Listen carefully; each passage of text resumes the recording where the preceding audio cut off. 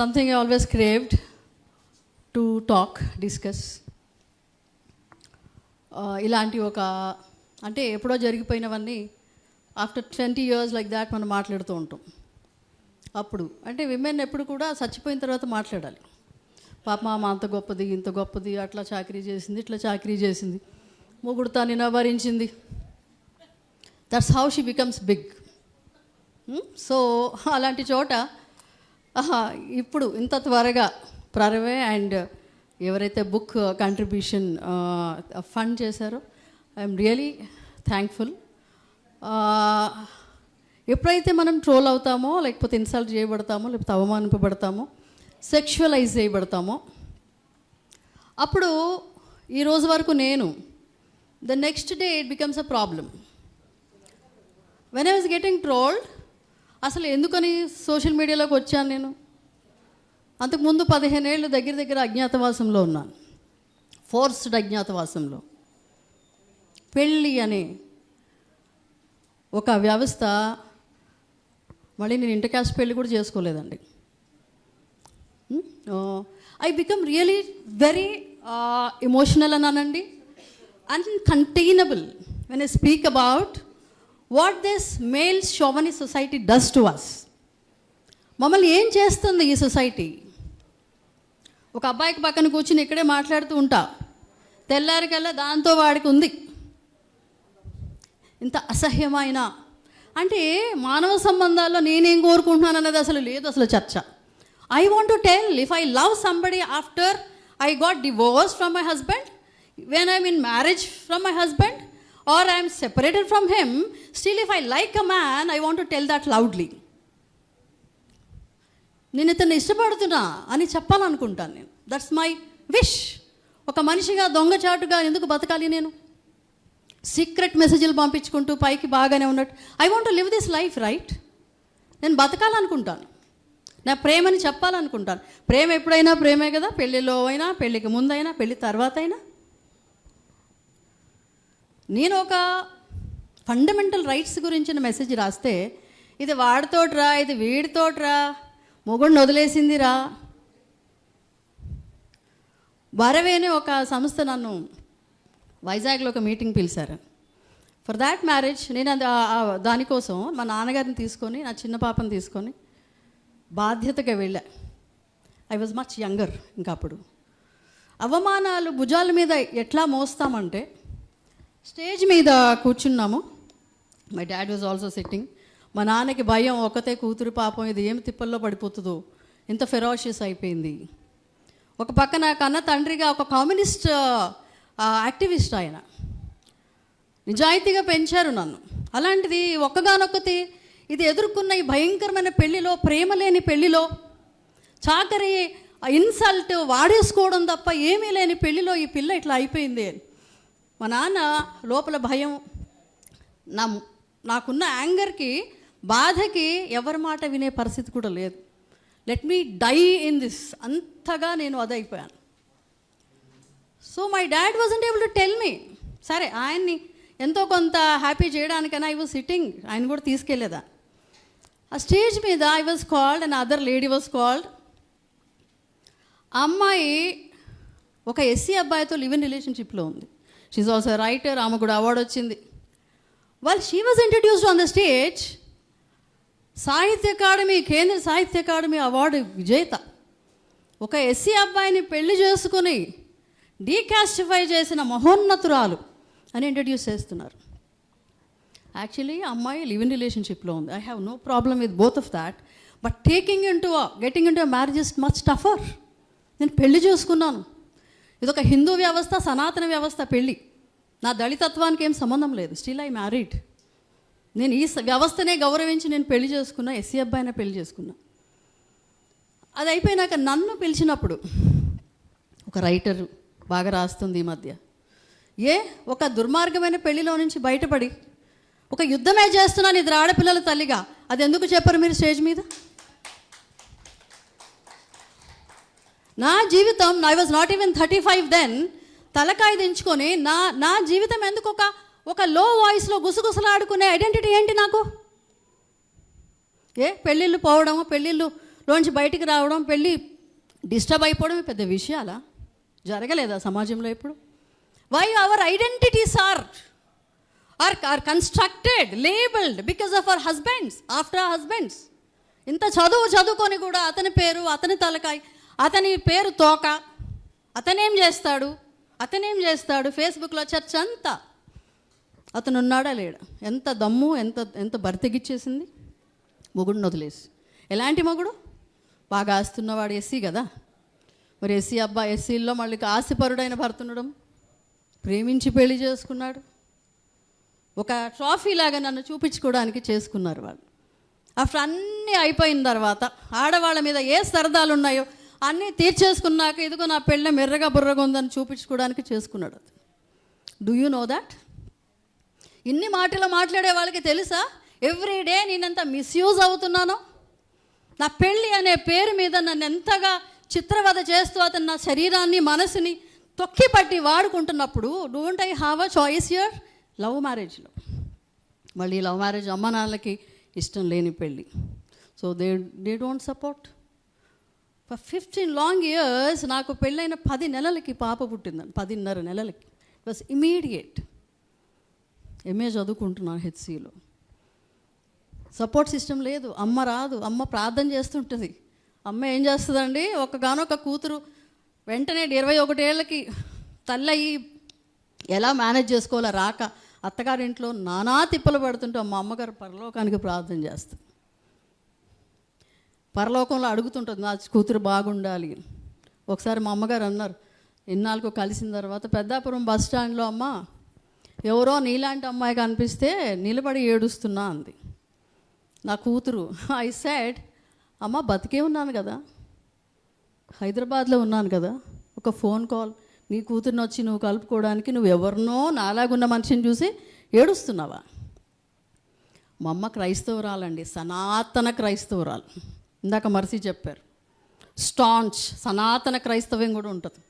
ఆ సనాతన క్రైస్తవ్యంలో పాత సినిమాల్లో మనకు చూపిస్తారు, ఎన్టీఆర్ తల్లిని తిడుతుంటాడు తండ్రి, నీ కొడుకుని ఇట్లా చేసావే, నీ కొడుకు అట్లా తిరుగుతున్నాడే, వాడు లవ్ మ్యారేజ్ చేసుకున్నాడే, వాడికి ఇంత హెల్ప్ చేయొద్దు అంటే తల్లి నోట్లో కొంగు కట్టుకుని ఏడుస్తుంటుంది. నాకు అర్థం కాదు, పిల్లల్ని కన్నది తల్లులా తండ్రులా? ఇది ఒక గొప్ప వ్యవస్థలాగా మళ్ళీ ఆడవాళ్ళు మూసుకొని ఉండడానికి పెద్ద సినిమాలు తీయడం.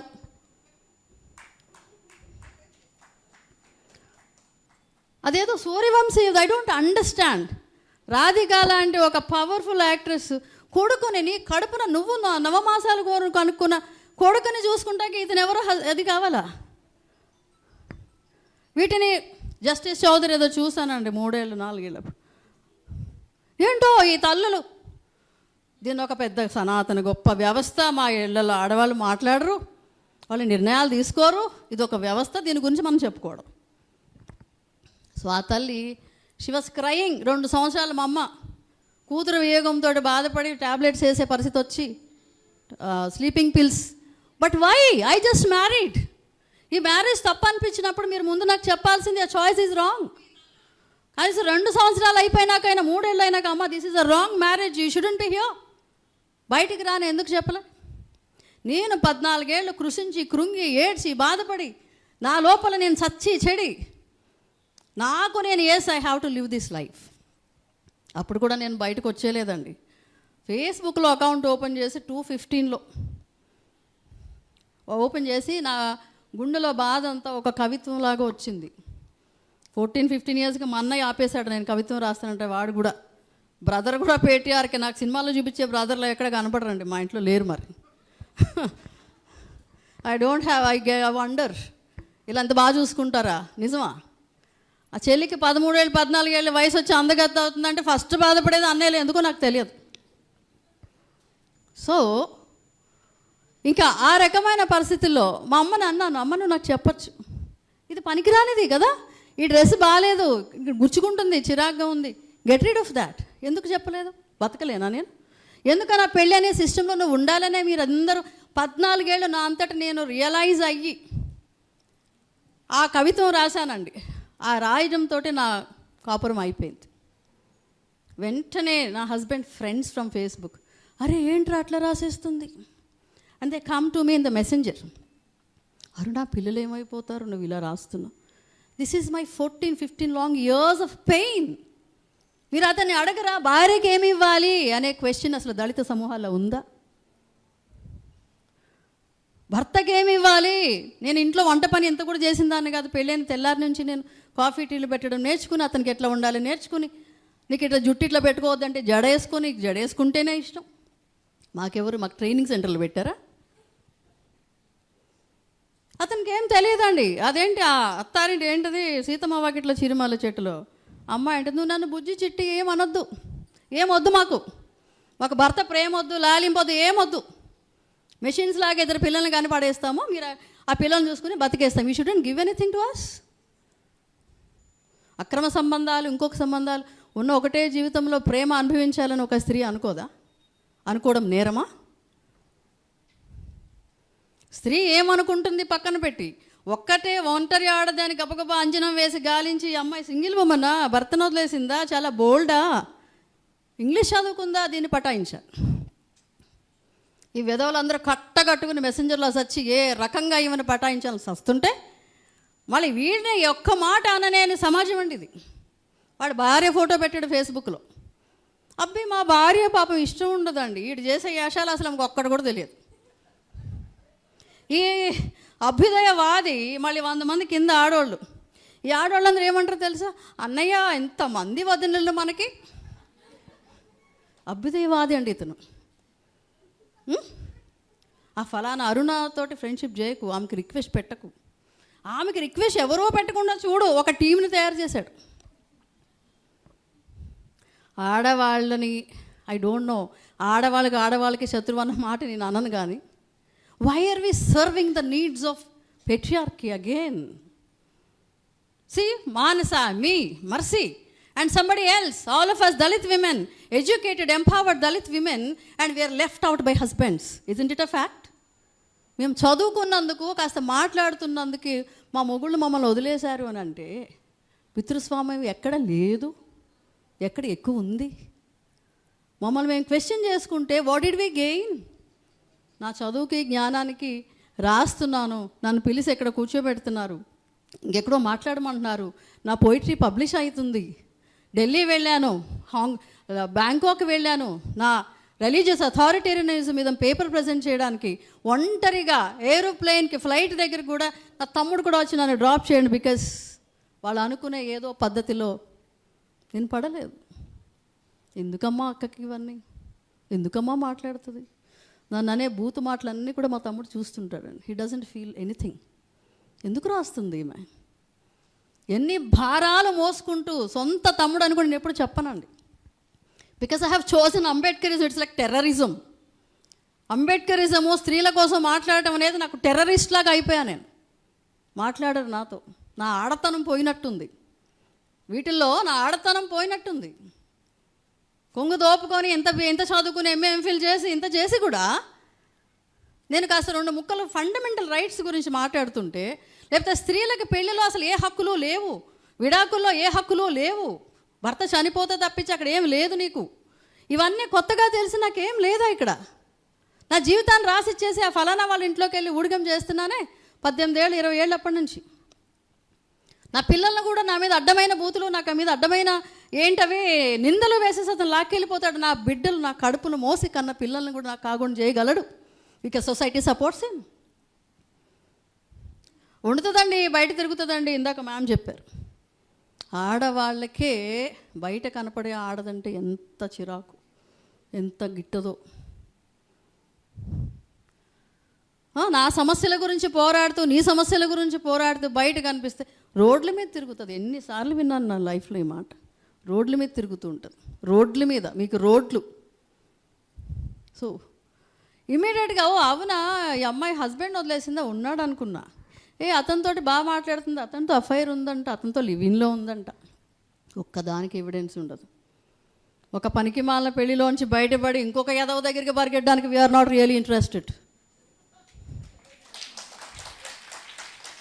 I am no way. సెంట్రల్ యూనివర్సిటీలో చదువుకున్న, ఐ టాక్ టు పీపుల్, చాలా ఫాస్ట్గా మాట్లాడతాను నేను. నా ఎదురుగా ఒక మనిషి కనిపిస్తే నేనే షేక్ హ్యాండ్ ఇచ్చి, దట్ నా సంస్కారం. అక్కడ అవతల ఉన్న వ్యక్తి మగవాడు అయిపోయేసరికి నాకు వాడికి రంగు అంటగట్టడానికి ఇంతమంది తయారవడానికి ఐ మస్ట్ సే దాట్. అదొక లవ్ రిలేషన్షిప్ అయితే నేను చెప్పాలి, ఈ అబ్బాయి అంటే నాకు నచ్చుతాడు, అతను అంత బాగా రాస్తాడు, అతనికి సంస్కారం ఉంది. ఒక పాత్రికేయుడు అండి, he was writer, he passed away.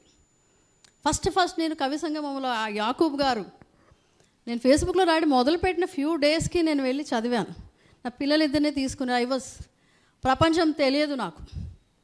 ఆ 4 గోడల మధ్య బెరుకు హెచ్సిలో చదువుకున్నా. స్టిల్ వెళ్తే అక్కడే నన్ను చూస్తానికి వచ్చాడు అనుకుంటా అతను. After few days it start to text me the messenger. చాలా సాఫ్ట్ స్పోకెన్, చక్కటి కవిత్వం రాస్తాడు, చాలా భావుకుడు. ఐ రియలీ లైక్డ్ హిమ్, చాలా నచ్చాడు. ఎవరు అలాంటి వాళ్ళని చూడలేదు, అదిలించడం బెదిరించడం తప్పించి సవ్యంగా మాట్లాడిన వాళ్ళని చూడలేదు. తర్వాత అతని హెల్త్ కండిషన్ ఏదో అతను చెప్పాడు, అక్కడికి రా ఇక్కడికి రా నన్ను కలవమని అన్నాడు. నేను ఐఎమ్ సెపరేటెడ్ ఉమెన్, నాకు 2 పాపలు ఉన్నారు, వాళ్ళ భవిష్యత్తు నాకు ముఖ్యం. You are a married man and రేపటి రోజు మీ ఆవిడ నేను ఎక్కడ నాకు అనిపిస్తే ఈమె ఎవరు అని నన్ను అడిగితే, నేను సెల్ఫ్ రెస్పెక్ట్ ఉన్న వ్యక్తిని. I denied him. When he repeatedly called me, I shouted on my phone, please don't try to meet me అని. తర్వాత అతనికి హెల్త్ ఇష్యూస్ వచ్చినాయి. గుర్రం సీతారాములు అని ఒక అబ్బాయి నన్ను మెసెంజర్లో బెదిరించాడు. అతనికి హెల్త్ ప్రాబ్లమ్స్ వచ్చినాయి. అతను రేపు ఏమైనా అయిందంటే నీ పేరు నేను ప్రపంచమంతా చాటింపేస్తా. హీ స్కేర్డ్ మీ. ఎన్ని బెదిరింపులండి. ఇంకా తర్వాత అసలు నా మీద ప్రచారమే చేశాను. నేను అతను పెళ్లి చేసుకోమని అడిగానంట. అతను పెళ్లి చేసుకోలేనన్నందుకు నేను అతన్ని బెదిరించానట. అతనికి హెల్త్ ప్రాబ్లమ్స్, అందుకే ఒక లంగ్ లేకుండా బతుకుతున్న ఆయన నా వల్ల మరణించేశాడని ప్రచారం చేశారండి. ఎవరు బయట నుంచి నాతో మాట్లాడినా, అరుణా నువ్వు ఇలా అంట. నా భర్తనే నీ మీద నాకు డిజైర్ ఉందని 15 ఏళ్ళు చెప్పలేదు. నేను చెప్పకుండా నా పని నేను చేసుకుంటూ, నాకు అంత రోషం. ఎవడో బయటి వాడిని ఎవరో భర్తని కోరుకునే అంత అసహ్యమైన క్యారెక్టర్ నాది కాదే. మీరు వస్తారు మా దగ్గరికి, ఈ పిల్ల జడ బాగుంది, ఈ పిల్ల జుట్టు బాగుంది, మీరు వస్తారు, వీళ్ళు వస్తారు మా దగ్గరికి. తిరగేసి అమ్మాయి నా వెంట పడిందని చెప్పుకోవడము, దానికి మళ్ళీ 100 మాగదులు చేరి ఇంకొక మాట అన్నాడు అబ్బాయి నన్ను, ఐ కెన్ నెవర్ ఫర్గెట్. అవునా ఇలాగంట కదా, అస్తమానం నీ గురించి అడుగుతున్నాడు అతను, నీ పేరే తీస్తున్నాడు, అమ్మాయి భలే రాస్తుంది. నీ మీద ఎందుకు మోసపడుతున్నాడు? బ్రహ్మాండమైన భార్య ఉండగా 100 మాటలు వినిపించినాయండి దీనిలోంచి నాకు. అద్భుతమైన భార్య ఉండగా నీ వెంట ఎందుకు పడుతున్నాడు? అద్భుతమైన భార్యలు ఉండగా మీరెందుకు పరాయి ఆడవాళ్ళ పంట పడతారో అది యూ షుడ్ నో.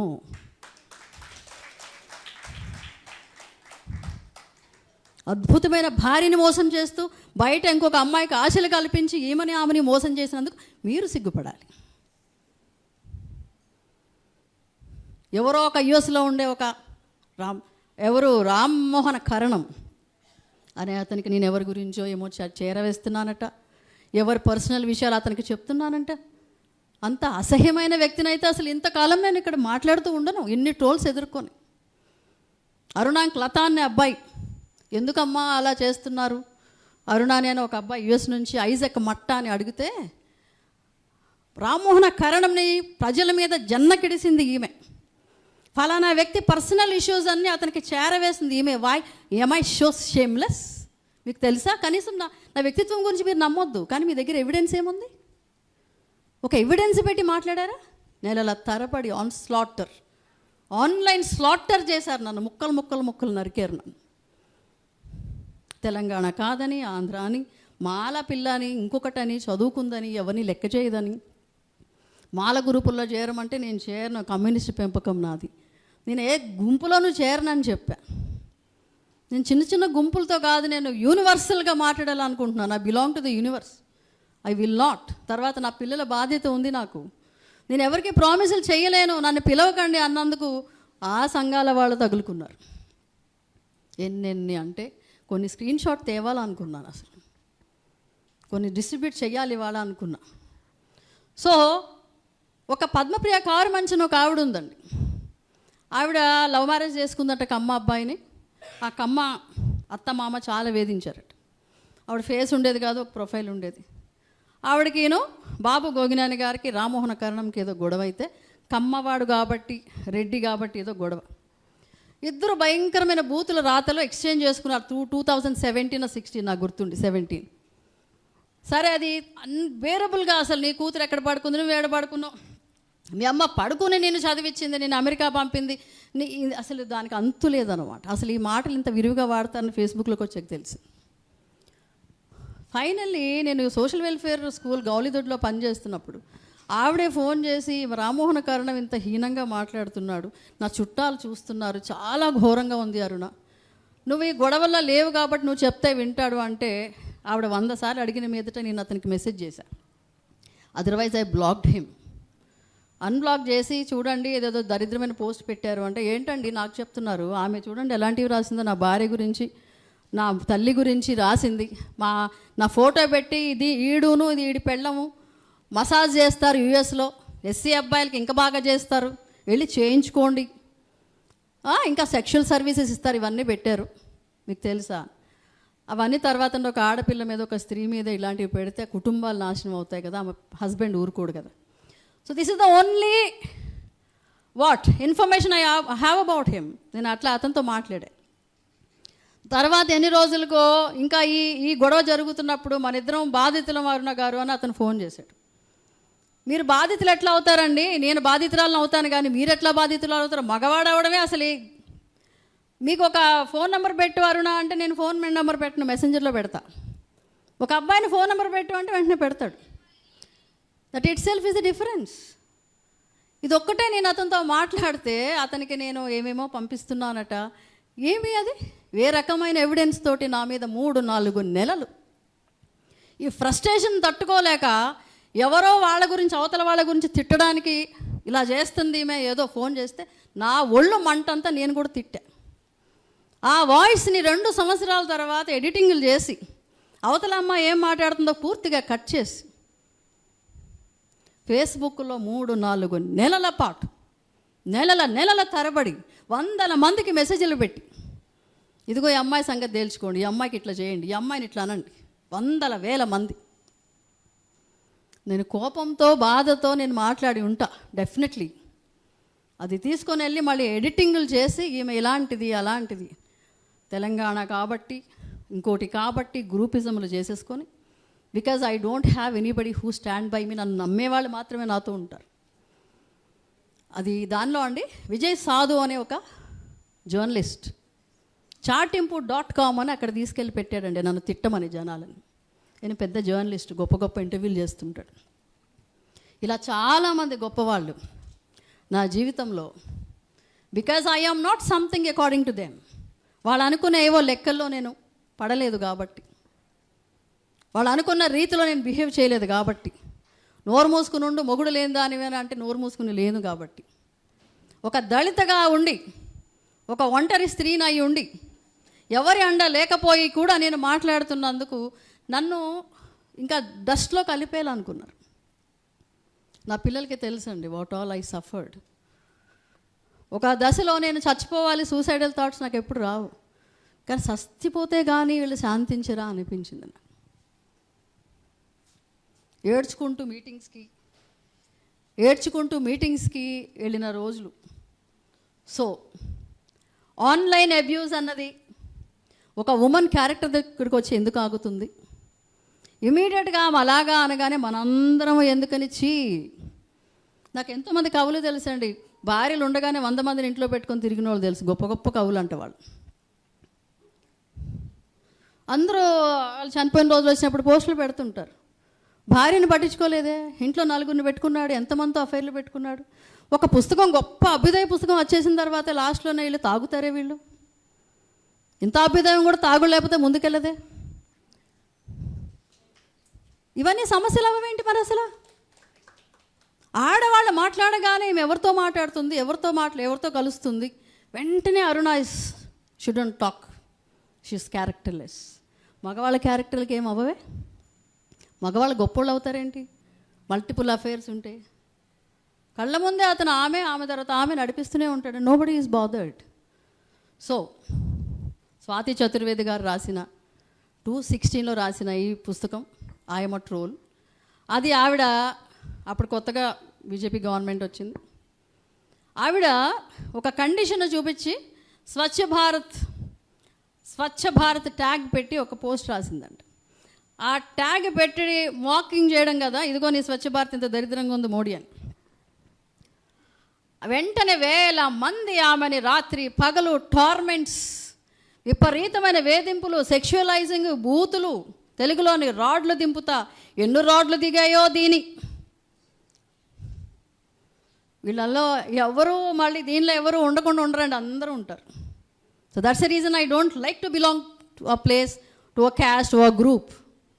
పేట్రియార్కీ ప్రతి చోట ఉన్నప్పుడు ఈ పేట్రియార్కీ మంచిదని నా కులము నా సబ్ క్యాస్ట్లో నేను చేరలేక, సో ఆవిడ ట్రోల్స్, ఎన్ని ఘోరమైన ట్రోల్స్ జరిగినాయవన్నీ ఆవిడ పుస్తక రూపంలో తెచ్చారు. 2016 అదే టైంలో మేము కూడా చాలా తీవ్రంగా ఫేస్బుక్లో రాస్తున్నాం. సో ఇలాంటి పరిస్థితి ఈరోజు ఇక్కడి వరకు వచ్చిన తర్వాత ఇప్పుడు more severely BJP first identify చేసిన సోషల్ మీడియా అంత పవర్ఫుల్.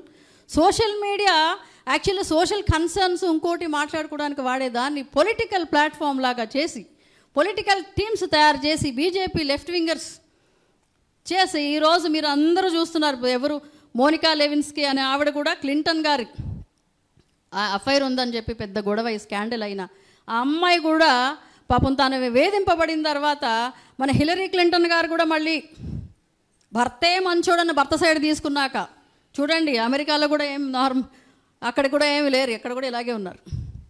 చేసిన తర్వాత అప్పటి నుంచి ఈ ట్రోల్స్ మీద చర్చలు జరుగుతూ వచ్చాయి. మీకు ఒక పబ్లిక్ ట్రోల్ కాకపోయినా ప్రిన్సెస్ డయానాని ఏ రకంగా చంపేశారు, because she is having an affair. ఆ మొగుడు చక్కగా ఇంకొక పెళ్ళి వాళ్ళనే మళ్ళీ ఆమెనే ఎవరితోటి రూమర్డ్ గర్ల్ ఫ్రెండ్ని మళ్ళీ చేసుకున్నాడు, చక్కగా ఉన్నాడు మన కళ్ళ ముందు. ఆమెను చచ్చే వరకు ఊరుకోలేదు. ఇవే ట్రోల్స్. ఆ రోజు ఆమెను వెంటాడి పేపరాజీ, న్యూస్ పేపర్స్, మీడియా వెంటపడి ఆమెను చచ్చే వరకు ఆ రోజు ఊరుకోలేదు. అలాగే నిన్న మ్యామ్ రెఫర్ చేశారు మన సావిత్రిబాయి ఫూలే, అలాగే బాబాసాహెబ్ భార్య రమాదేవి అంబేద్కర్ని కూడా పేడతట్టతో తిరుగుతుందని చెప్పి గుసగుసలు వెనక కమెంట్స్ పాస్ చేసేవాళ్ళు సాటి విమెన్. సో ఉమెన్ని ది అదర్గా చూస్తాము సొసైటీ అంతా. ఉమెన్ని వేరే ఇతరగా చూస్తాము. పెళ్లి చేసుకున్న అవతలకి వెళ్ళాలి. అందుకే ఇప్పుడున్న పొలిటికల్ లీడర్స్, నీ ఇంటి పేరేంటి, అది పెట్టుకున్నావు, వైఎస్ఆర్ పెట్టుకున్నావు. ఎవరైతే జగన్మోహన్ రెడ్డిని 24 గంటలు మోస్తారో వాళ్ళకి అదే ఇంట్లో పుట్టిన షర్మిల పరాయిది. కవిత గురించి మాట్లాడినప్పుడు నీ మొగుడు గురించి, నీ మొగుడు ఇంటి పేరు పెట్టుకోవే. రోజా గురించి మాట్లాడినప్పుడు I'm not supporting them actually. కానీ స్త్రీ దగ్గరికి వచ్చేసరికి ఎంత డివైడెడ్గా మనం కూడా, మన ఆడవాళ్ళం కూడా పేట్రియార్క్సే అక్కడ. The society itself is a patriarch and the women out there who are speaking are outsiders. మనం కూడా ఈమె క్యారెక్టర్లు ఎక్కడన్నా చిన్న అది దొరికిందా పర్లేదు ఈమెను అనొచ్చు. సో ఈ ట్రోల్స్ ఉమెన్ని సెపరేటెడ్గా, ది అదర్గా, పరాయిదిగా, ఆడపిల్ల అన్న దానిలోనే చెప్తూ ఉంటారు. సో వేరే ఆమె తీసుకున్న సొమ్ములు తీసుకుని అవతలకి వెళ్ళిపో, ఇది నువ్వు చేయాల్సింది. నువ్వు మాట్లాడకూడదు, నువ్వు చర్చ చేయకూడదు. You are a property, belong to someone, belong to a home. So ఇది జరుగుతున్నప్పుడు ఈరోజు ఇలాంటి ఒక చర్చ రావటం, అసలు క్యారెక్టర్లు ఎందుకు ఉండాలి మాకు? మీరు నిర్దేశించిన క్యారెక్టర్లు ఎందుకు ఉండాలి? క్యారెక్టర్ ఎవరు డిసైడ్ చేస్తారు? మాకు లేవు క్యారెక్టర్స్. అలాంటి ఈ క్యారెక్టర్ని డిఫైన్ చేసుకుంటూ అతనికి నచ్చిన పద్ధతిని క్యారెక్టర్ అని అతను చెప్తున్నప్పుడు దాన్ని మనం అందరం వినుకుంటూ, దానిలో అరుణ పడలేదు, దానిలో ఇంకొక అమ్మాయి పడలేదు, మెర్సీ మార్గరెట్ పడలేదు అని డివైడ్ చేయడం మాని, సిమోనే డిబాయర్ చెప్తారు, women one is not born, she is not a born women, she is not born is a women, she is made in to a women. నేను గబగబా ఇంటికి వెళ్ళగా నా పిల్లలకి వంట చేయడానికి వంటగల్లో దూరతా. దట్ ఈజ్ నేను వండాలి, నేను పెట్టాలి అని నా సైకి. So we must all stand together. ఒక కాజ్ అనేది ఒకటైనప్పుడు, మనందరి సామాజిక వేదన ఒకటైనప్పుడు, నేను ఎవరినో హత్యనో రేపునో చేయనప్పుడు, నేను ఒక ఆర్థిక కుంభకోణాలు నేను చేసి సమాజాన్ని భ్రష్టు పట్టించినప్పుడు, ఇవన్నీ చేయనప్పుడు, ఉమెన్ని ఇంకొక ఉమెన్, ఇంకొక మగవాడు ఒక సామాజికమైన, ఒక రాజ్యాంగబద్ధమైన హక్కుల కోసం పోరాడుతున్నంతసేపు ఖచ్చితంగా సపోర్ట్ చేయాలి. One must stand by each other, women must stand by each other more. This is what I tell you today. Thank you so much.